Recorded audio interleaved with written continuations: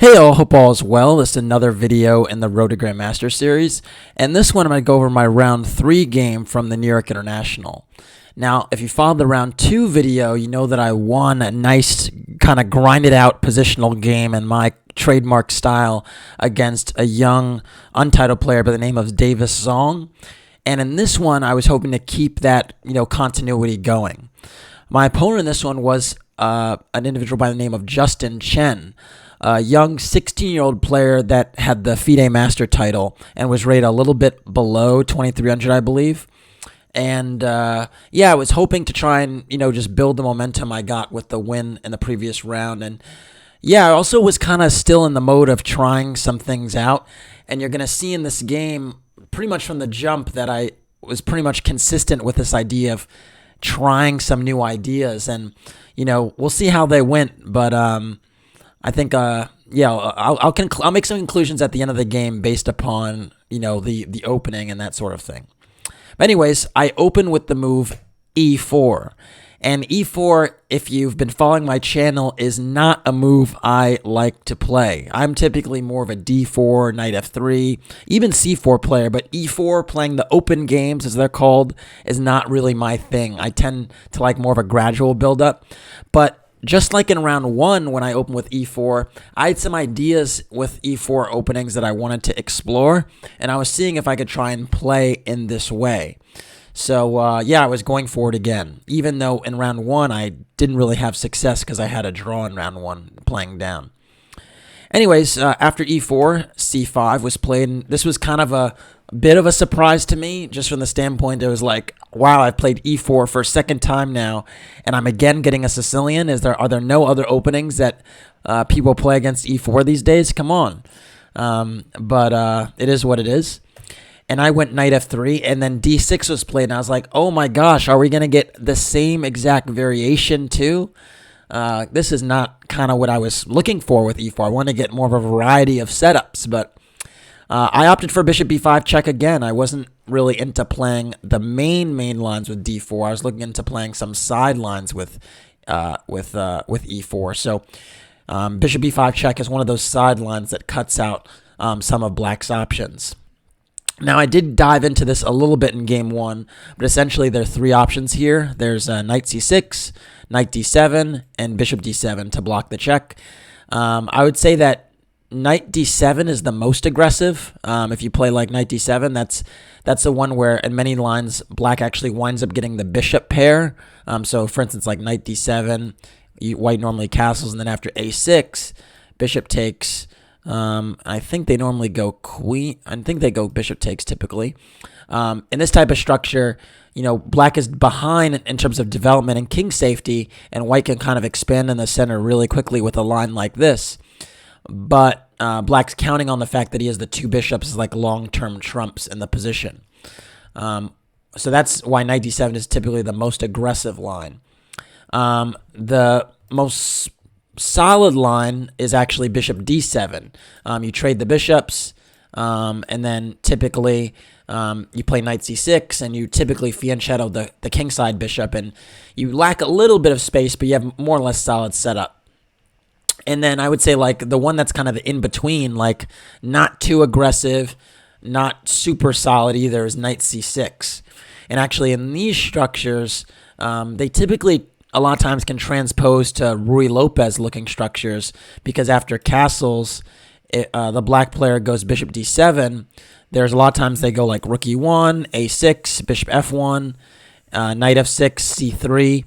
And Black could play almost like a Ruy Lopez type of structure with E5. After D4, Bishop E7. It's kind of like a Ruy Lopez in some ways, with the Knight maybe coming to D2 and this one already on F3, and the C5 and E5 structure. It almost looks like a Chigorin variation of the Ruy Lopez. But White has a little bit of an advantage here.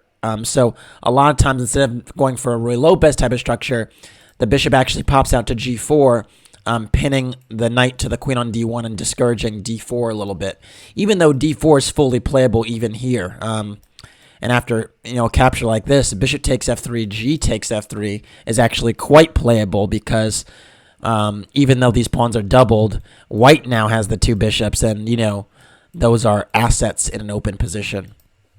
So, anyways, that's kind of like a brief survey of the D4 lines, if you will, and or the E4 lines of the bishop B5 check, and in this one, Justin, my opponent, went for bishop D7, which is the most solid line, and I took on D7 after queen takes D7. I castled. And now knight c6 was played, and the crazy thing about this is the same exact position pretty much as I had in round 1 in the draw against Mr. Fleischmann. I think his name was Eric Fleischmann in round 1 of the same tournament.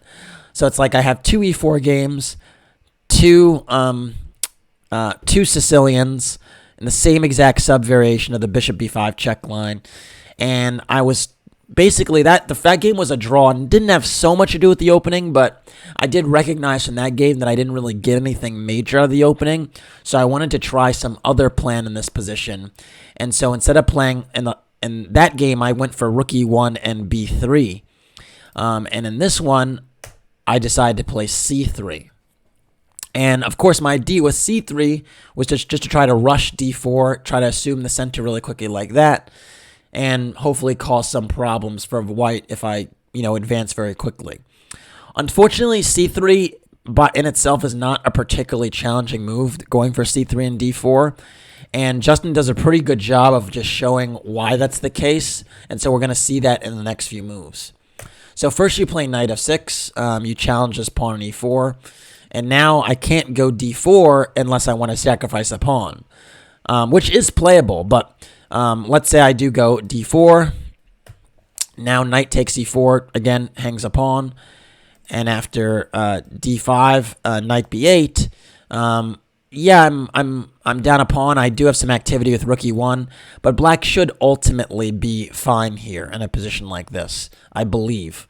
And note that if the queen wasn't on d7, I would have queen a4 check, picking off the knight. But, well, it is on d7, so I don't have that option. And yeah, I could try to prove some compensation with rook e1, knight f6, and bishop g5, but I think black should be okay. And there's an option as well, as instead of taking the pawn on e4 right away, you could play c takes d4, and then knight takes e4, and maybe this version of the position is actually better, because if d5, knight b8, and rook e1, maybe an argument can be made that it's helpful that the knight can actually go to c5 as well in this version of the position. But I'm not sure, as far as the dynamics of whether the open c file now is more of a factor or it isn't. So I can't really definitively say if it's in black's favor or not to include this c takes d4 move. Maybe you guys can think on it. Any case, I wasn't really keen on sacrificing a pawn from the jump like this, particularly not having looked at the position, and instead went for the move rook e1, just protecting on e4, and entertaining the move d4 next.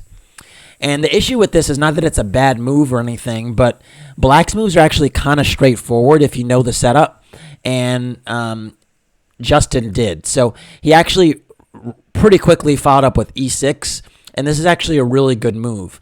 And the idea is essentially that when white goes d4, black actually takes on d4 and then plays d5 and puts his knight on e4 and doesn't mind that I have more space in the center because he has this knight on this really valuable outpost on e4.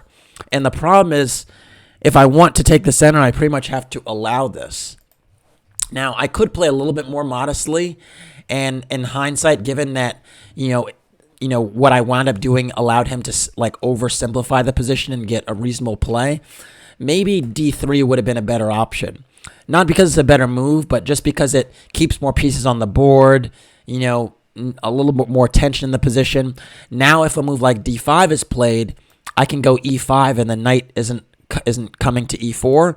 And even though black is perfectly fine in a position like this, we have a few more pieces on the board, and it almost takes on the style of a King's Indian attack type of position with this pawn on d3, and maybe this knight spinning around via f1 to the king side. So maybe that was something I should have considered more seriously. Instead, I really wanted to explore the c3, d4 approach, and so I didn't take too much time to play d4, but after this series of forced exchanges, black pretty much got this knight on e4. So what happened was c takes d4, c takes d4, and now d5.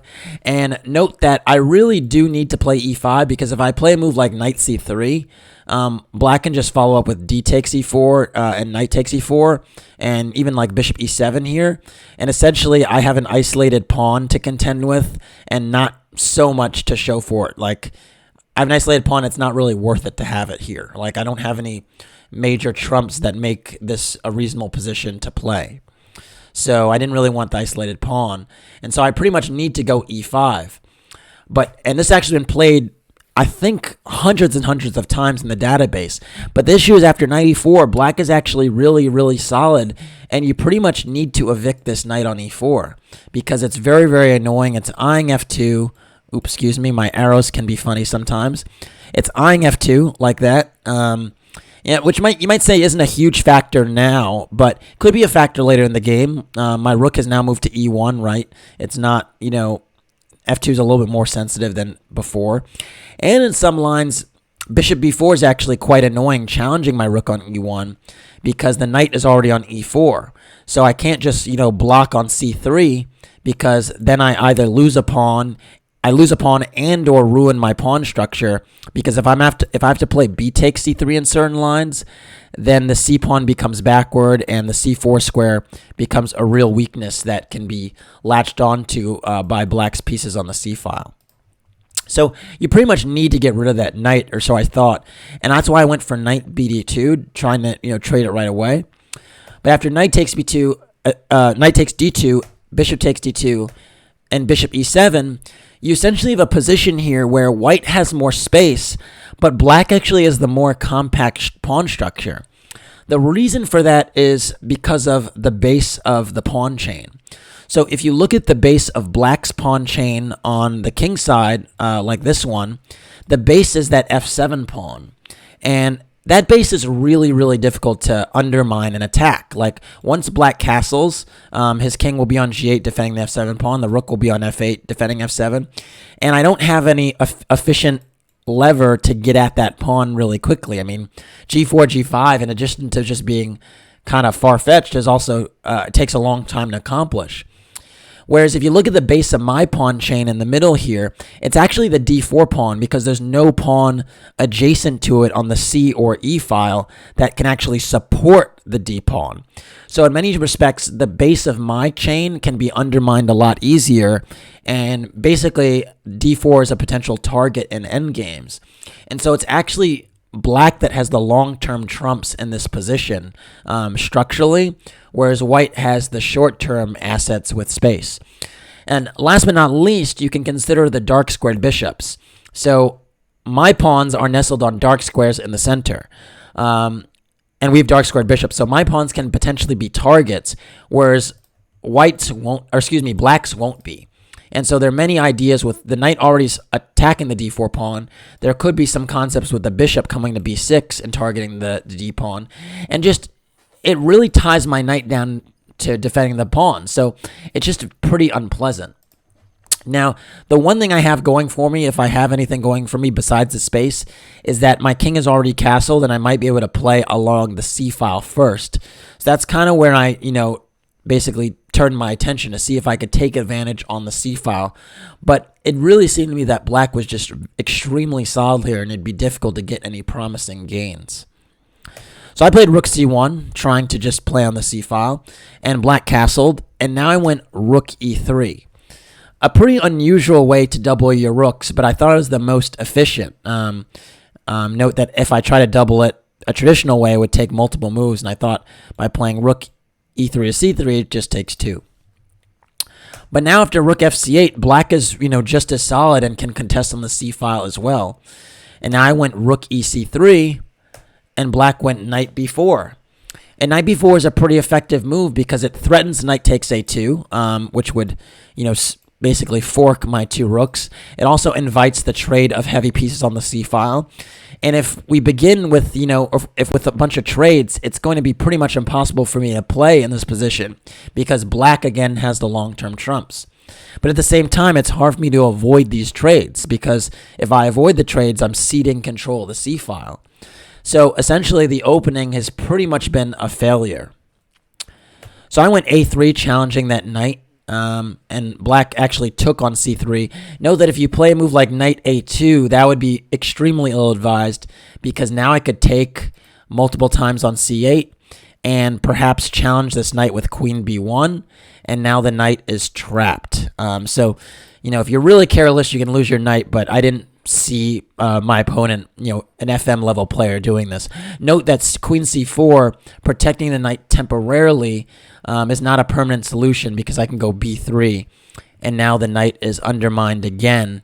And it's just a tough spot to be in. Although I do notice here knight c3 is an option, challenging my queen on b1 and holding the queen together, and then there's knight e2 check. So maybe it's not the end of the world, actually. Maybe even in this position, the knight gets out with a move like knight c3. Amazing line, because it doesn't look like it should get out, but knight e2 check is a decent follow-up, so maybe it does.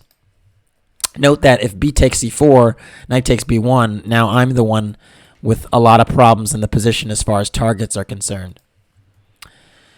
So, anyways, rook takes c3, I guess, is more solid, even if knight a2 works. And after takes, I took with the rook, and then knight c6 back was played. And for the moment, I have control of the c-file, which is nice. Note that, he went to c6, because if you go knight a6, the knight's kind of out of the game for the near foreseeable future. And now I can go queen c2, and I'm actually controlling the c-file, and the knight can't come in, the rook can't contest on c8, and white might actually have a little something to play for here. With knight c6, what he does is he temporarily shuts down the file, and then argues that he'll be able to play rook c8, and then ultimately maybe like a6 and knight a7, and wind up trading rooks on the c-file when he's ready. So I think this is actually very, very effective. And the issue for me is I'd love to kind of dislodge this knight so I can, infiltrate on the c-file.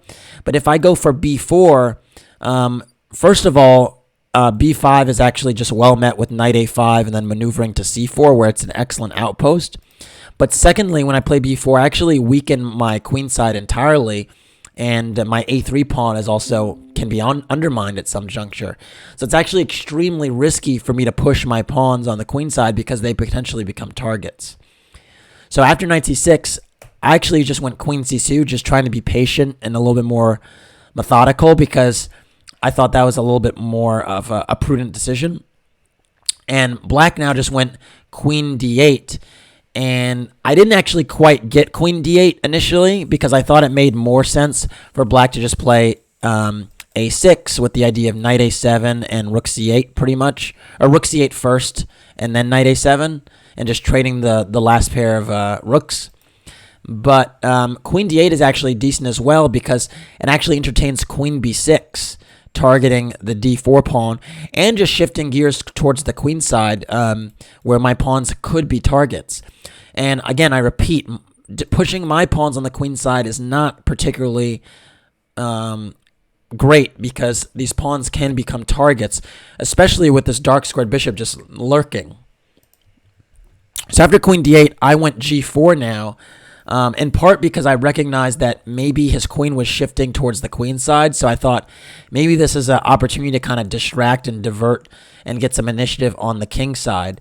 It might seem like a very, very weird and kind of ugly-looking move to weaken your king side like this, but I think I just want to create some type of spice or confusion in the position, because it just seems so sterile right now. And g4 also gives my king a valuable escape square from the back rank. It gives me luft, so it is a multi-purpose move. I thought on the best day, in a dream scenario, there might be some lines where I'm able to go maybe I might be able to go g5 and or rook h3 and somehow target the h7 pawn like so. But that's on the best day, and it's not particularly realistic. After g4, black went h6, which I think is totally reasonable, just sort of preempting any g5 breaks. You can also play a little bit more aggressively. I mean, even a move like f6 is playable, now arguing that I've weakened my king side with g4, so now it's time to undermine the center. But h6 is solid enough. After h6, I went king g2, just kind of stepping up. It's kind of a waiting move in some ways, inviting black to do something on the king side, but also gets my king off the back rank and away from any impending checks that might happen later. Again, on a really, really good day now, I'd be hoping for a move like h4 and then g5, trying to bust open the king side. But you see the queen on d8 would have to leave this diagonal for that to happen. So I was just kind of being patient, kind of waiting for something like that to happen. After king g2, black went a6. Now kind of shifting gears towards the plan I originally thought was good. And this was kind of disappointment to me because it was like, okay, now he's kind of, going towards the more solid ideas and isn't getting too ambitious, because this queen d8 move to me a few moves back was basically showing a little bit of ambition and not the most solid way to play. And so now that he's shifting back towards the solid way, it's just a little disappointing, because I recognize that if he does go rook c8 and knight a7, it's very unrealistic that I'll have any chances to play for a win. After a6, I went rook b3. Again, I think I'm just kind of flailing a little bit, trying to provoke some weakness in the camp. My idea was now to, attack b7 and just, keep him frozen for a little bit so that he couldn't execute the rook c8 and knight a7 plan. But unfortunately for me, after rook b3, he actually went rook c8 anyway. And this is actually a really, really strong and effective move, because rook takes b7 is actually not possible anymore because of knight a5. Which actually just attacks the queen on c2 and the rook on b7. And actually, in some lines here, maybe it's not the end of the world. Maybe actually bishop takes a5 challenges my queen. So maybe this is actually not something to be worried about, because after rook takes c2 here, bishop takes d8, bishop takes, there's rook b8, and I'm actually picking up a piece. So maybe there's actually a better line. But I was actually discouraged by rook takes b7 now. So let me see. So rook c8, rook takes b7. No, it wasn't knight a5 that was the problem, because bishop takes a5 is possible. The problem now is the discovery on d4 or e5. And it's pretty much pick your poison, but I think knight takes e5 would be a little bit stronger. Because here, not only am I hitting the queen there's a queen on c2 being hit, now g4 is hanging, knight takes f3 is also a possibility, and the d4 pawn will be a long-term weakness. And so this is a position that's undesirable. So that was it. There was discoveries on my pawns in the center, not just knight a5. And that's a problem, because it means I can't take that pawn, and that he's actually threatening to seize control of the c-file with tempo pretty much. So after rook c8, I actually went queen d3 now, stepping off of the c-file and trying to still attack b7. But now black actually went b5, and it's black that's actually taking over the initiative. My rook on b3 is now very, very awkward, because it's not playing on the b-file at all. Black is the one that's almost ready to control the c-file. And I have to be really worried about this knight now relocating on c4, which is a monster outpost, because from there, it actually looks at b2 and a3, and it just can't really be, harassed, because whenever I play b3, the a3 pawn is hanging in multiple ways. So black's actually totally taking over the initiative now, and I don't really have much.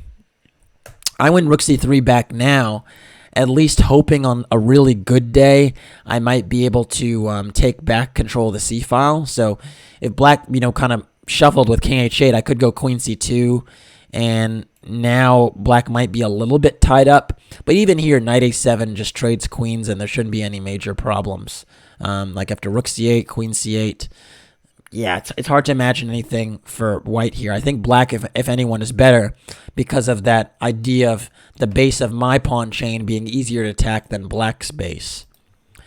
But instead, after rook c3, black actually played knight a7, not king h8, and initiated these exchanges right away. And if anyone's better, it's black, because of this outpost on c4. I actually played rook takes c8 because I was so worried about it. Again, note that if I play a move like knight e1, now rook c4, and black can actually build the tension on the c-file quite uncomfortably, because I don't really want to capture on c4 and give him a stronger pawn structure. So I took right away, and after queen takes c8, it's black that controls the one open file. Oops, excuse me, my arrow again. It's black that controls the open file. It's black's bishop that is eyeing queenside pawns, not mine. And it's just a better position for black. After queen takes c8, I now went king f1, trying to kind of shift my king over towards the queen side, because I thought I'd need to kind of attend to the queen side squares here. But king f1 is actually a bit of a mistake, because it actually invites queen c4. And all of a sudden, my queen is actually tied to my king on f1, which means that the queens are coming off the board. And this is a very uncomfortable tension for me, because if I take on c4, he can play d takes or b takes c4 and have a stronger pawn chain that he had before, and could potentially press one of my weak pawns, either b2 or d4. So really, really uncomfortable position here. And I was like, oh no, am I going to get ground down here? This is the type of position with black that I would love to play. Like, this is the type of position with black I tend to win. So it's very uncomfortable to be on the defending side of a position like this. I went king e2, at least trying to not strengthen his pawn structure and keep the tension. I was hoping he would take on d3. But now black went knight c6. And now here's the problem. He can continue to improve his position and without taking. So he could play knight a5, knight b3. He can even consider putting pressure on the d4 pawn with bishop d8 and bishop b6. He can even try b4. And yeah, it was just starting to get very uncomfortable. So I actually played queen takes c4 in a bit of a panic. And this is actually a terrible move, because after b takes c4 now, this pawn structure is really, really unassailable, and this is a protected pass pawn that's difficult to trade. And I can't really consider playing b3 because a3 is always hanging. So even if I try to bring my king around to play b3, I have to worry about a3. And d4 is a target. So I have, again, two targets. Black has none. And black can really torture me from here, which is really tough. Instead, I should have waited with a move like h3 and just kind of held firm. But I was afraid I'd run out of moves and black can continue to improve with a move like queen a2 and just kind of tickle my queenside pawns, make me think about things, and just very unpleasant situation to be in. So again, note that if I play if I play a move like bishop e3, sometimes bishop takes a3 is actually an idea because of this pin. Obviously here a queen takes a3 is a move, but maybe I can illustrate it better. If bishop c3, for instance, bishop takes a3 already picks up a pawn and likely just a winning position, and my queen side just drops. So I just have to be really careful defending my queen side with queens on the board, but h3 at least didn't give him the structural advantage, or increase the structural advantage the way I did by taking. So after queen takes c4, b takes c4, now I went bishop c3, and I'm pretty much relegated to defense. This bishop on c3 is a fat pawn, and black can just start improving here. Black actually decided to play king h7, which is a great move, and now he's considering entering and getting some counterplay on the king side. And I'm in a tough spot. I played knight e1 now, trying to at least, take space on the king side so he doesn't roll me over. And black now played h5, which is an excellent, excellent move, undermining my pawn structure on the king side before I could set up this f4 move, which is what I was trying to do.